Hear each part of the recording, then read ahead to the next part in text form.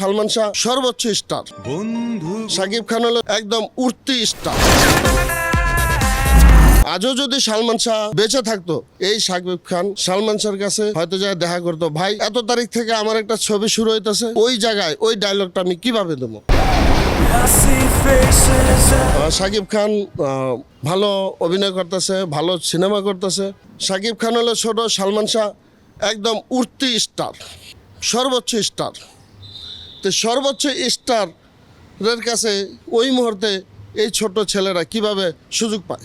অভিনয় যতটুকুই করে, আজও যদি সালমান শাহ না মরে সে বেঁচে থাকতো, আমি মনে করি আমার নিজ জায়গা থেকে এই শাকিব খান সালমান শাহর কাছে হয়তো যায় দেখা করতো, ভাই এত তারিখ থেকে আমার একটা ছবি শুরু হইতেছে, ওই জায়গায় ওই ডায়লগটা আমি কিভাবে দেবো। হয়তো এতটুকু পরামর্শের জন্য সালমানের কাছে আশা করি যাওয়া লাগতো। শাকিব খান ভালো একটা অভিনেতা, আমিও মনে করি বর্তমান যুগে সে অভিনয় করতেছে, তার সিনেমা চলতেছে, কিন্তু সে যদি এত বড় অভিনেতা হয়, সালমান শাহর নাম তার সিনেমার মধ্যে আসে, কিন্তু সালমান শাহর সিনেমার মধ্যে কারো নাম আসে না।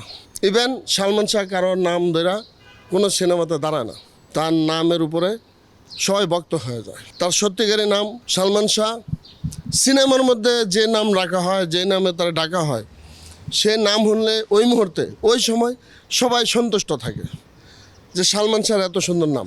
সিনেমাতে সালমান শাহ দেখছি যে সালমান শাহর নামও সুন্দর, তার সমস্ত কথা সুন্দর, হাঁটা চলা ওঠা বসা, কাউকে মারা ইত্যাদি ইত্যাদি, সালমান শাহর সব কিছুই অনেক সুন্দর। শাকিব খানের একটা ছবি দেখি, খুব চিরচেনা অনেক পরিচিত একটা নাম, সে নামটা হলো শান।